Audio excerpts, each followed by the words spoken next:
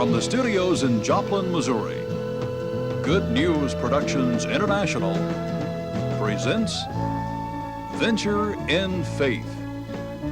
Outstanding Christians of our generation telling their own story of how God has worked in their lives. Your host, Boyce Moten.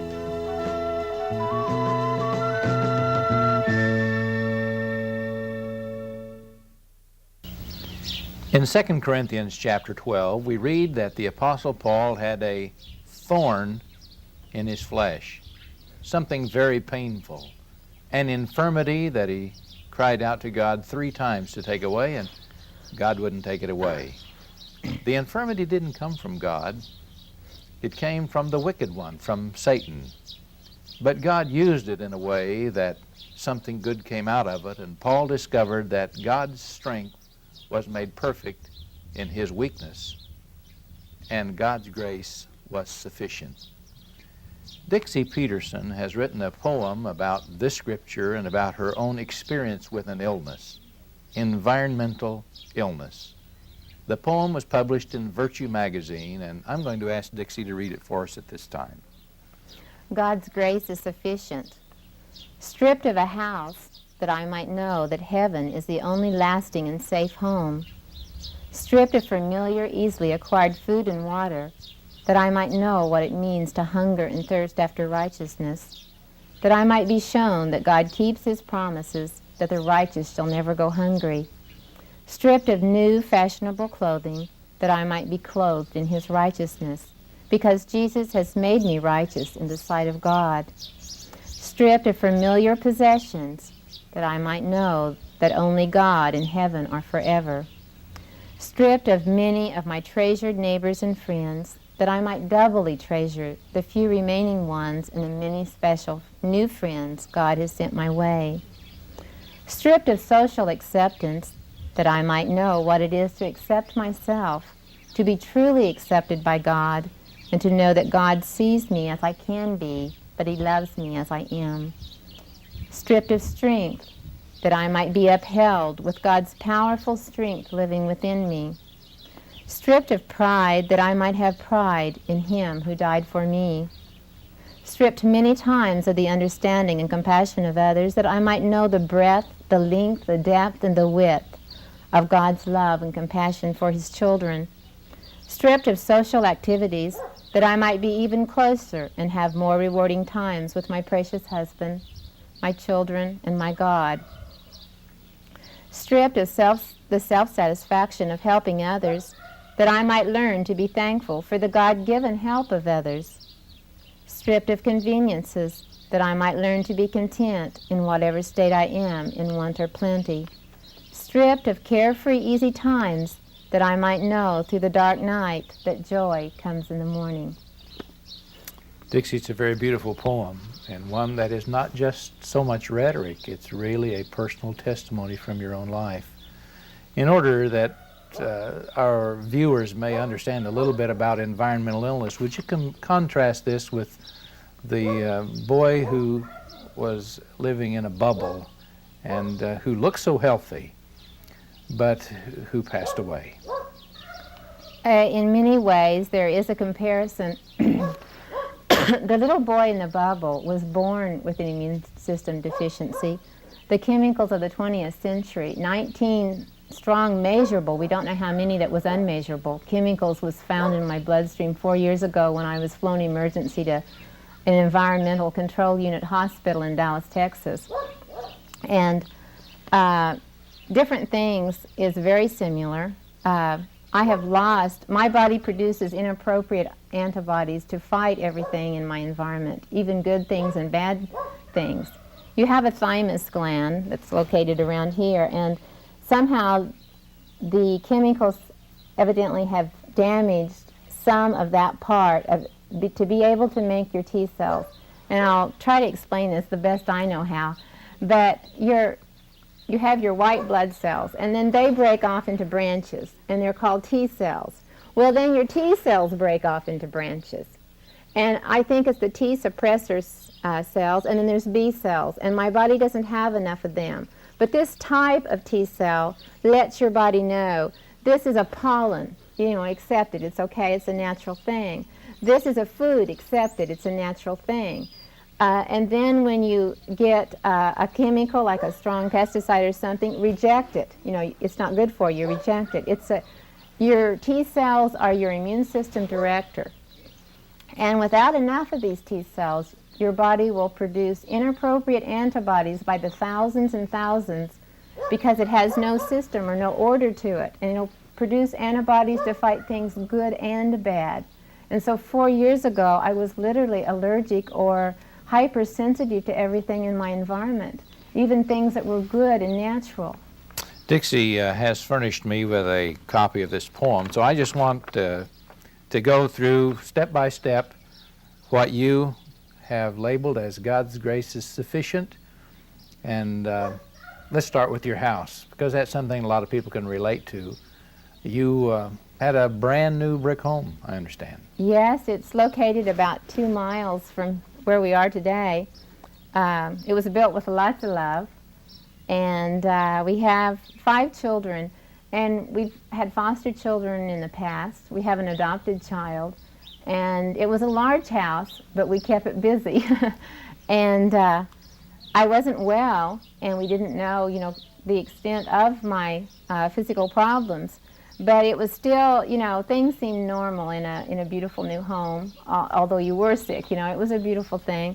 And I think basically it was the love that built that home for me. And because I have a very precious husband. But it was really hard because I could never go back to that home because of the building materials that was built into it, and we had also used chlordane around the foundation, and we had used it full strength. But even if it had been used in a smaller amount, I had lost tolerance already to the chemicals. I used to be rushed emergency to the hospital on the 4th of July. We would always spray the yard for bugs or around the house, and we didn't connect this until years later, that we could remember there wasn't hardly a single 4th of July that we didn't spray and that I didn't end up, in the emergency room or getting in touch with the doctor to help me. One day my bladder started bleeding and my face I just started swelling all over. And it was right after we had sprayed, but we never connected the two. But so I could never go back to the new home. There were several other reasons too, because I was so critical and I had to be in such a chemical-free environment. But also we have gas grain dryers right close to where our house is. And they're pointed that way. I'm very allergic to your gas, all your petrochemicals, and also where we live over there, all the farms around us that use the herbicides, there's no protection of trees or anything to protect me even, at any time. Now, as a youngster, you had physical problems too, didn't you? Not until I was about 16, but I did have a lot of chemical exposure living on the farm. We had a truck farm, and I remember using the arsenic to put on things. I remember dusting it with my hands, and 7 Union I can't think of how you say it, Union Carbide. I think it's one of our larger producers of 7. And, I used it with my hands, continuously. There were so many things. DDT we used several times a day, and we would spray our cattle with it. And I can remember one time we sprayed, like the screen door, and we sprayed it out, and the cat had walked by, and when we came back, the cat was dead. Well, I have DDT still yet, 25 years later and 30 years later, in my bloodstream and huge Other amounts. members of your family had the same exposure, but apparently had a better ability to tolerate it than you did. The doctors don't know why. Maybe 10 people can be working in a pesticide factory, and only one of those maybe will absorb. 1 out of 10 will absorb it into their bloodstream. And women have a fatty tissue that is different than men's, and it stores chemicals very easily. And that's another reason there's more women with this illness, it seems like, than men. Dixie, how many people have this illness in the United States of America? I don't think I can give you a definite thing on that. I know that they know that there's tens of thousands that have got as critical as I have. It's maybe a 1% of the 1% of the population that has got this sick to this degree, but maybe even 60 to 75% that the chemicals are affecting in some way. Maybe they've just put a new carpet down and the adhesive is very toxic. And since they put the new carpet down, they've had extreme headaches or haven't been able to sleep of a night. Things like that. So the environment is hurting us in different areas. Do you resent having to move away from your home? I think I was fighting for my life so much, boys. I didn't have time to worry about losing a home. It's the hurt of it is all the love that went into it. And I know that it was God's will that we build it because it was built in prayer and love. But I'm going to leave that in God's hands. He knows what he's doing. You know someday that we're going to be in heaven, which is, as your poem says, a safe. Yeah. Why don't you just explain what you mean by safe, a safe home or safe food? Okay. I had lost tolerance to all food and water. And when I was flown to Dallas, I hadn't been able to hardly hold anything down for 7 weeks. And I had to be entered in some hospital soon. We did different things to try to retain the fluid in my body. But I was going downhill fast. I didn't think I would have lived but a day or two. And it was 7 long more weeks, 14 weeks altogether, before they could get my body to accept any food or water. And they kept my cells alive with a low saline solution. But afterwards, when we found out that I had no safe foods, we took my safest ones that I got the least reactions from, and we would space them out several days apart. And then your food families, I have to rotate the food families. And I lost the most tolerance, like to beef, that we'd had every day in our diet, or I'd lost more to corn that we'd had because farmers grow more corn. It's easier to put up and can and freeze. And I'd lost tolerance to the more common foods. But you can't go in a grocery store and buy food. There's nothing, and very little in health food stores, your regular health food store, because they are additive-free but not chemical-free. They've still been grown with our herbicides, our pesticides, stored with fungicides or a pesticide. Maybe the processing, the different things, even if it's called natural, that doesn't mean that it's been grown without chemicals. Now you can eat beef. The problem is that the beef eat the grain or the grass which has been sprayed with these various contaminants. It took me 4 years to get there, though, because I had lost more tolerance even to these foods, even without the chemicals. I didn't tolerate it first. My body still produced the inappropriate antibodies and fought them, and it seems like it was the worst reactions with the foods I'd always had in my diet. I had become more sensitive to things I was around all the time. So if you eat fish, it has to come from an area way off in the forest someplace. Iceland is a good place, better, because even our ocean fish, with the contamination in our ocean sometimes, some of the fish feed on the top of the ocean, and the chemical residue on the top is worse than the deep feeders. It must give you a special kind of dependency upon God, because here in America, everybody's trying to diet. This is the big thing in America, and you have a problem finding anything to eat. Yes, and my 3 younger children, maybe this is partly heredity, that their systems have absorbed, and they've also had many of the chemical exposures I have. Me and one of the boys was sprayed by a plane directly, and we got soaked with it, and I was so ignorant, I guess you call it, that I didn't even wash it off. I got deathly ill, and I went to the doctor because my skin was all broke out in just, like where my clothing hadn't been. But I'd also had a sun exposure, and so I didn't even tell the doctor I had been sprayed. It just didn't, we were not scared of chemicals whatsoever. We didn't have any respect for them because we understood they were safe. Clothing. It says that you couldn't wear fashionable clothing. That must have been quite a thing, especially for a woman, to not be able to go into a clothing store and buy a new dress. In a way, but I think you get a crash course in priorities with this illness. That wasn't the biggest thing because I was fighting to live, and I was suffering tremendously with reactions around the clock, 24 hours for 3 or 4 years there. And so I didn't have a lot of time to think about clothing, but different ones in the church and different people would try to find me something that was older and that hadn't had fabric softeners or bleach used on it, or hadn't been packed in a cedar chest, or different things. Our newer clothes, a lot of them have formaldehyde treatment. Our synthetics are usually petrochemical based, and I'd lost all tolerance to the petrochemicals. So you can, the older the clothing is, the better.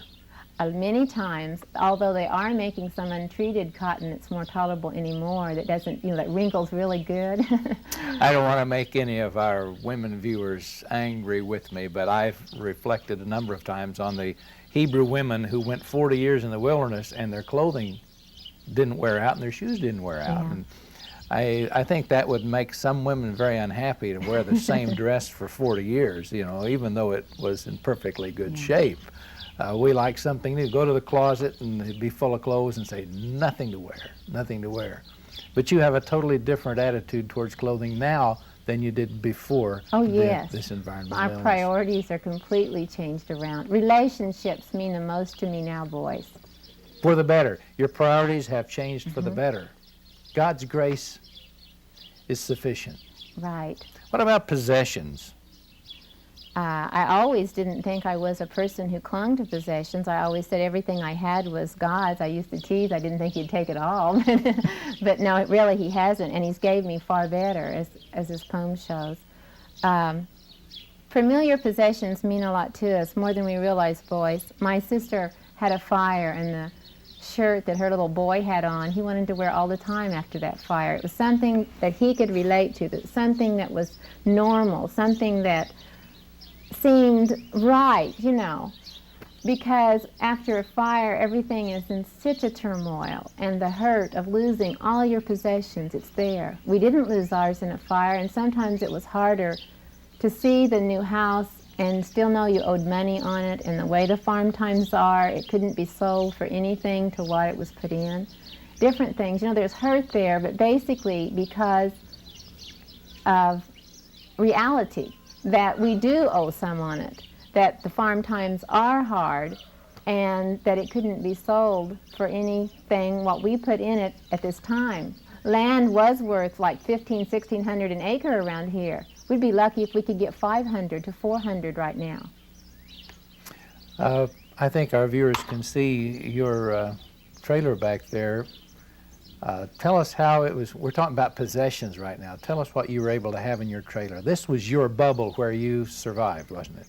When I was flown home from Dallas by private plane on oxygen, they'd washed this car down like 7 or 8 times, and they had it parked at the airport in Joplin, and they drove the airplane as close as they could, and with the oxygen transferred it into the car, and they took me right down here in the timber a little ways where the leaves, the foliage, and the winds that come out of the south could protect me some that summer, because I was so critical. I could have only been flew back to Dallas. There was nowhere I could have went or anything, and they had this all fixed. And I don't know whether you can see, but on the other side is a window, and there was a box made that they could hand me food or antigens. I do have antigens there. I better explain that, or maybe we can explain it later, but it's immunotherapy shots, and they're a small amount of, like, as I said, I didn't have a safe anything, but like to the trees and the pollen, they can make me a neutralizing dose that I'm allergic to. They can make a neutralizing dose to the things I'm allergic to that help build my immunity back up to them slowly. Like if your children had a measles shot, it's to build their immunity up against measles. Well, that's the same way with these, only they're a lot more accurate and a lot more delicate and harder to get the right antigen and things.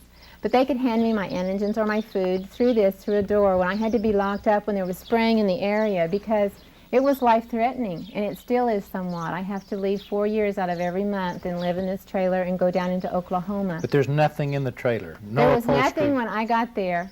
It had to be completely gutted out, and they put a hardwood, untreated, unfinished floor, because pine I can't tolerate. This is hardwood. And so they had it, and they had it stripped, and that night they had brought all the cotton blankets that the family and relatives and friends could find, and they had washed them 7 or 8 times in soda, soaked them in vinegar to get any residue out, and we couldn't even have a bed in there. We folded those blankets. Bob stayed with me because I was so critical, and we slept on the floor that night, and we slept on the floor for a long time. We didn't have any water in the trailer, but we did have a light bulb. We had electricity, but it was down to basic nothing. Can you drink distilled water? I did the first 3 years. Now my body is accepting the minerals, and I'm able to drink spring water. I cannot drink chlorinated water or even have it in my home. We have a large filter that filters it out. Dixie, you mentioned in the poem that you had to give up many of your friends and neighbors. This is a big illness. It's a new illness, an often misunderstood illness, boys. I don't think it's something that's did deliberately. I know as you talked to me one time, you said it scares people. It does. It's They think you're crazy. They can't believe you look healthy. I know, and that little boy in the bubble looked healthy. That's what I always come back to. You know, my blood work don't show I'm healthy. My reactions don't show I'm healthy, and when I get in a chemical exposure, I'm not healthy. Yeah, I don't mean to be unkind, but he proved that he wasn't healthy by dying. Yes. I don't want to prove that yet until God calls me home. Yes. But some people just didn't come by, and then I understand you couldn't even be around some of your children. I couldn't be around. Bob had to completely wash his clothes in water or soda only. At that time, I had no soap that was safe that I could have on my clothing. We just used plain water on my clothing, and that was it. And this is why I'm dressed like this, is because something that's old, washed in soda, no cologne, no aftershave, no deodorant, and Dixie placed herself so that the wind is kind of at her back, which gives you additional protection, because you could not stand to be around any kind of, you have your oxygen here, you have your breathing mask, and there have been thousands of people, or many people at least, praying that Dixie would be able to do this videotape. We've been planning this for 5 months, but the public does need to be informed. It's a real illness. I don't like it at all. You know, I mean, I would give anything to live in my new house and have the normal life that we used to have, although it's becoming more normal, and I see growth in us spiritually and my children growing and everything. But it is an illness. It is happening, and it seems even unreal to me at times that it can affect me this bad. And as I get better, and oh boy, so I'm so much better. I mean, I've come a long ways in 4 years, and I can tolerate more exposure. It takes several small exposures now to cause reactions. I'm symptom-free a lot of the time. And it's just such a joy after being sick for so many years. And I really want to stress that most people do not get this sick, lose this much tolerance. And I hope that not too many people of you guys have to relate to me. I really do. But one of the neat things about the poem is that for everything you lose, God gives you something to compensate for. Now let's talk about strength. When you are in the presence of formaldehyde, for example, how does it affect you? I went paralyzed at least 3 or 4 different times from formaldehyde, even a small amount of exposure. So that you, from the neck down, you can't move. And it's a very humbling thing to not be able to move and want to so bad. And your mind is telling your body to move, and you're trying and nothing happens.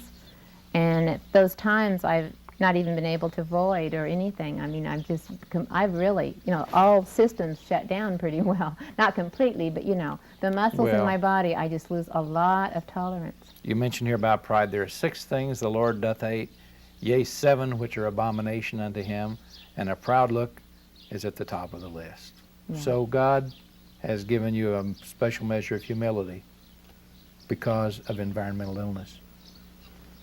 It's really, my heart goes out to the other patients across America, because it is an illness that we're going to have to look at. I wish it wasn't there to look at. I wish that chemicals definitely couldn't affect us. But boys, I can't understand why the American people and different ones, they're learning though. They're learning, and they're learning fast. More and more people are more open to this illness. The doctors are understanding more. There's more and more doctors referring patients across the United States to the ecology doctors that have worked in this area. A whole new line of medicine has had to spring up for people like me.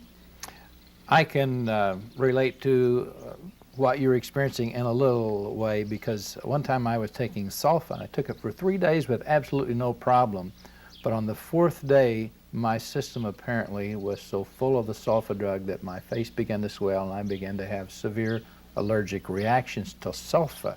So I was allergic after a point. Up to a point, I had no symptoms whatsoever. That's a real good point, because one of the biggest things is on this immune system problem that I have, it is a buildup usually of chemicals. Now there's been several hundred that have had a huge chemical exposure that took their immune system like mine in this area of the immune system, because we have a lot of different parts of our immune system.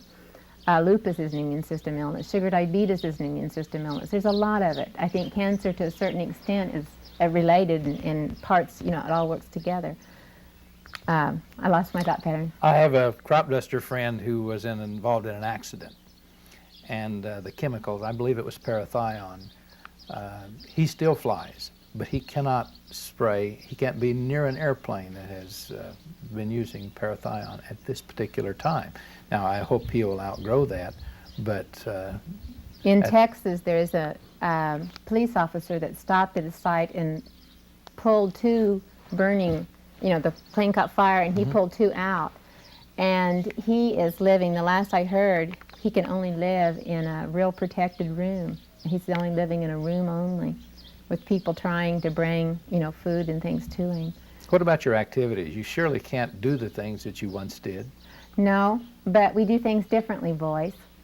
We, Sunday, a minister and his wife and little children and several, they came and we went to the pond up the road and we had a sunrise service.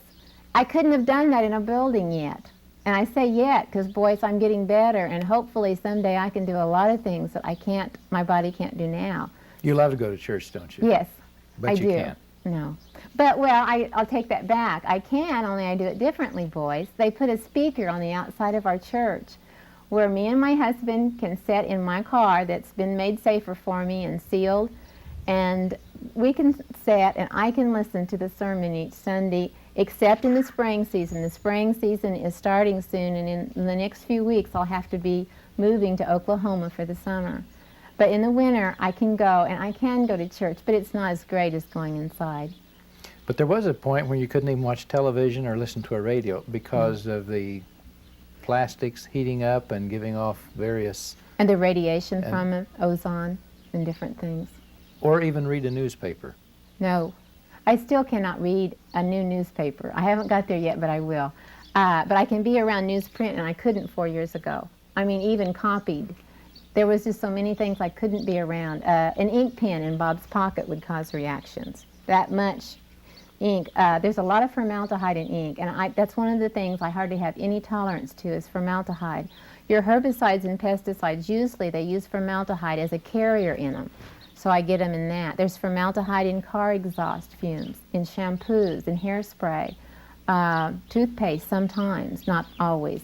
They use it as a preservative. They use it as a disinfectant in our hospitals, in our churches a lot of times, in so many places. I used to get so very ill in bathrooms when you would go somewhere, restrooms, and it was because of their strong disinfectants or their bottle of, that... Sure. Deodorant? Deodorant, like room deodorant, I guess you call it. And I didn't realize. Right before I got to Dallas, we were talking Sunday night, and we went to a Christian eating place, and when I went to the bathroom, I lost my coordination. And Bob had to help get me out of there. And I've never had a drink in my life, but people would have wondered, because my coordination, I wasn't paralyzed, but I was in bad shape. I could not make my arms and legs function hardly. One of the joys of Christianity is helping others. So you've been a foster mother, you've adopted a child, you were active in church, your home was filled with missionaries. You can't do that now. No, that is sad. I can remember one time we had like 12 countries represented or so, and 42 or 50 people there at the house. And Bert and Lucy Ott, Jesse and Esther Yami, Carmen and Errol Bolt, and the list goes on and on and on. And I just dearly loved it. And although at times, my health, I couldn't do what I wanted to do, but I did everything I could. And I think this is what's made people believe in me, too. To really realize this has been a real problem, because I love life, boys. I dearly love life, and I love people. I love my God more. And I'm ready to die at any time He takes me home. But I just generally have a love for people. I always have, even as a child. I think anyone can tell you I have. The older people I dearly loved, and older people loved me, and children. But I love everybody. I think it's so unique how God has made it so different. And it's a joy for me to see other people. In a way, isn't it harder to receive than to give? Yes. I know that you just told me a little while ago about some missionaries sending you $40 a month. This month they did. They've tried to share, and it was a missionary that we were able to help a lot. And I know they haven't had the money to help us back, but they came a year or two ago, and with tears in their eyes, they saw how hard it had been on us, and yet what I couldn't do. I just got out of the hospital for the second time 2 years ago in the spring, and the pollens were bad. Even our natural allergens bother people like me. We don't just fight chemicals. Our body doesn't just reject chemicals and fight overabundantly with inappropriate antibodies. It does to the pollens, the mold. We can take the immunotherapy shots to help build our system back to those natural things. We can't build back to the chemicals except by avoidance. But she came, and I can remember I had to lay down. Bob had me in a chair like a lounge thing, laying with oxygen on the whole time they were here. And I just felt so bad because their heart really went out to me. And I've seen a lot of love and understanding from a lot of the missionaries that have went through hard times. I think I spoke of Esther and Jesse Yami when they escaped, into the Himalaya mountains there. And when she saw me, 4 years ago, I was just bones. And she looked at me, and the tears just started streaming. She just flew back to America a few days before, and our minister's wife had brought her out here. The tears started dripping off, and I said, "You understand, don't you?" Because, boys, I doubt if even you can understand what it is to be hungry in America, to not be able to find the safe food that you can eat. If I could only eat so many. I only had like 6 or 7 or 8 foods when I came home from Dallas that I could eat. But you had to locate those safe foods. And I couldn't use a telephone. I couldn't use paper, the glue on the stamps, the glue on the envelopes. And I wasn't even around it, but everybody tried to help, but it was so big and it was so hard to comprehend that it was a fight to find food that first year. Now, there's a better network, and I know, and I help other patients to locate food, and I know of places, all over the United States where they can truly get certified organic food that's had no chemical storage or when they grew it. The scriptures teach that outwardly we perish, but inwardly we are renewed. Are you a stronger Christian because of this illness? Yes, I know I am, because, and the peace I have. I truly have peace, and yet the illness, I shouldn't be that peaceful with an illness that has affected our life this much. And that's how I find that I think any time when we hit just the really depths of suffering, that our priorities get sorted out, and we really sort out our faith in God. We come to a point that we either know with all of our heart that God is God, and that our Christ died for us, and that we have eternity waiting for us.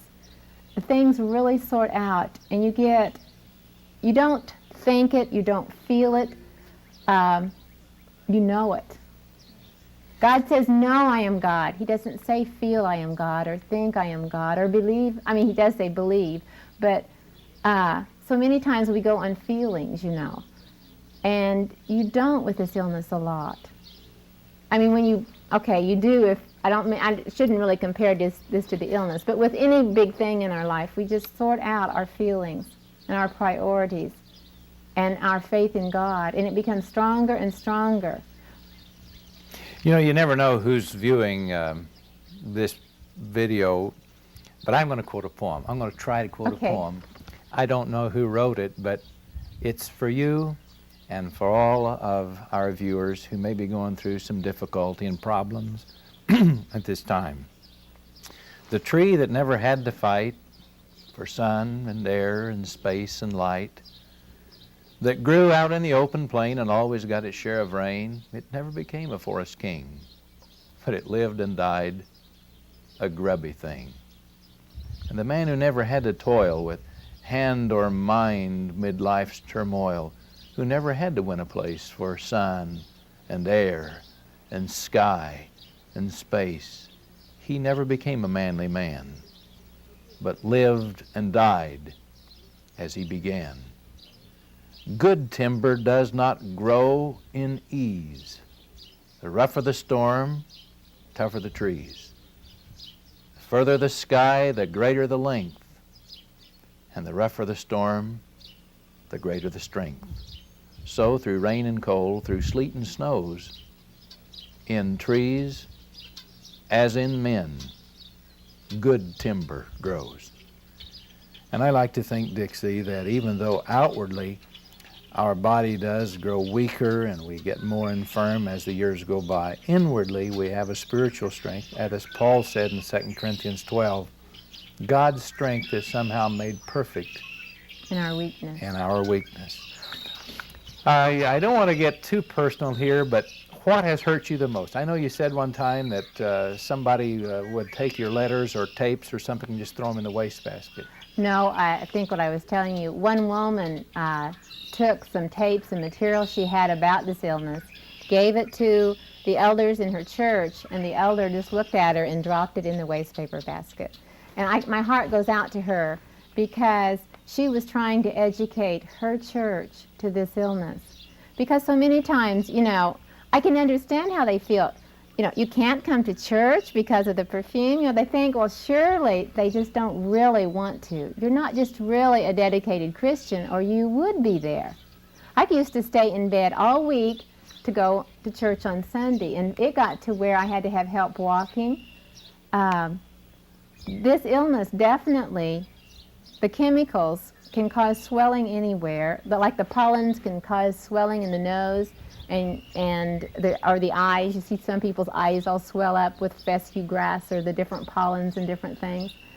Well, it also can swell in your brain, so it causes depression and different things. Well, when I would be around the chemicals on a Sunday morning with all the exhaust fumes and all the people's perfume, the tears would just drip, and I had no reason for crying. And it's comical now, boys. It was not comical back then.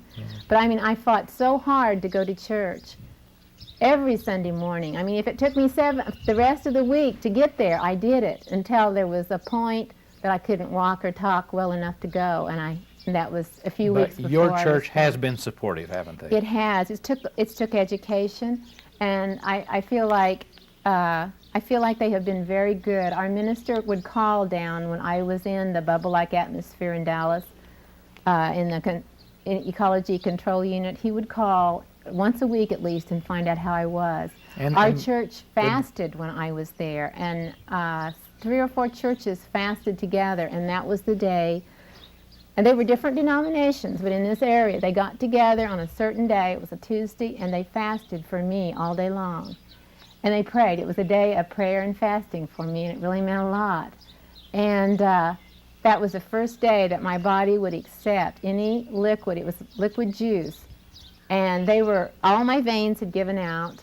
And the next morning, they were going to do a subclavian into the heart to feed me directly in the large vein.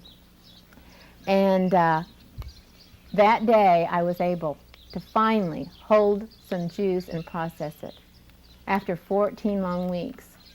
To God be the glory. Yes. And one church in South Carolina sent you $2,000 to fix a bedroom so that an environmental-free bedroom? This building right here is for a safe bedroom for me. It's built onto this, and we had a roof that went over the old porch in the old bathroom, and the roof was gone. We didn't know what we were going to do. And because financially, we've been stripped too, because it has been such lifestyle changes and trying to keep 2 homes up in the summer.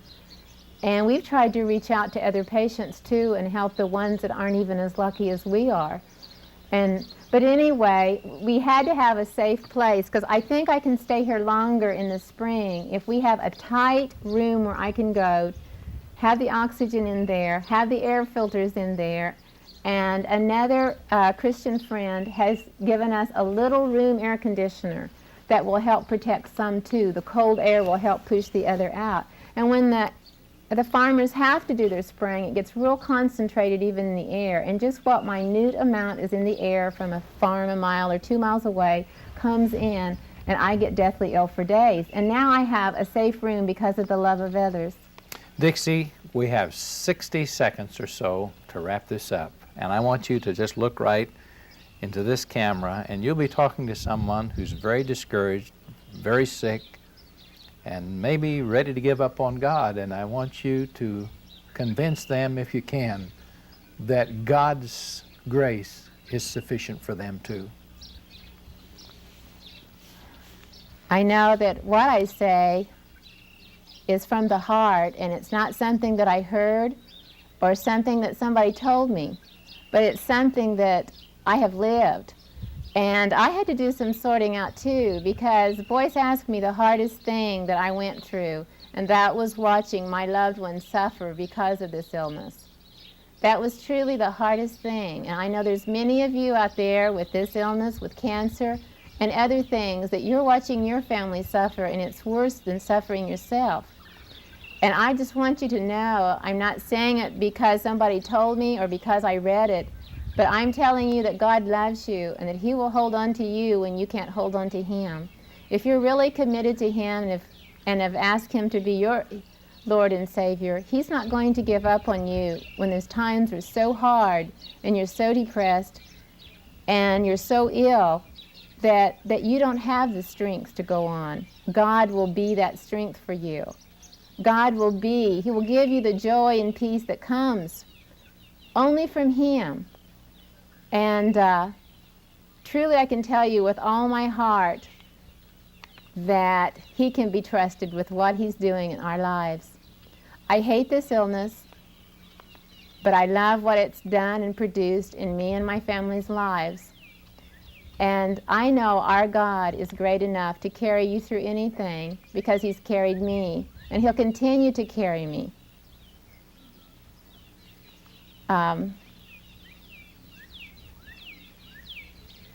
know I have other things to share with you, and I can't find the words right now. One thing, in one place in the Bible, it says that God can discern our thoughts from the intent of our heart in one translation. And sometimes depression does come, different things comes in our life. But the intent of our heart, if we're a child of God, is to love and serve our God, and our God knows that. So when you're going through those hard times, know that your God is hanging on to you and that He understands from the depth of your heart what you're going through. And our Lord really went through a lot of the things, same things that we have. He fasted 40 days in the wilderness, and I can relate to Him very well with food and water both. But He can relate to me. He didn't have a home. He didn't have a beautiful new brick home 2 miles away.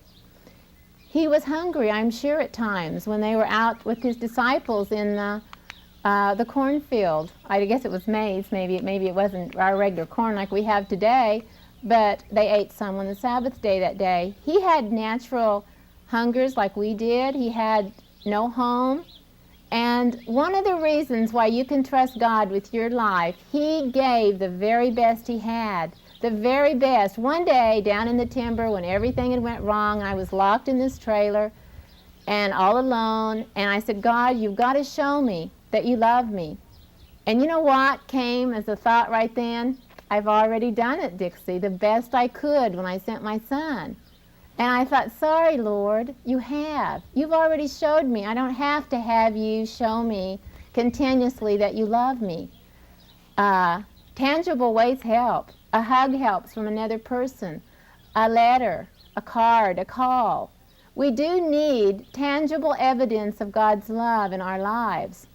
But also, more than that, we have to know the knowledge that God has already did everything He can in His power to show His great love for us. He's given us forgiveness of sin. He's given us eternity We just came through the Easter season. We know that we have new hope, that we are going to live forever. Death has no victory. And sometimes this life doesn't seem fair, but heaven does. Heaven truly does. Amen. Thank you very much.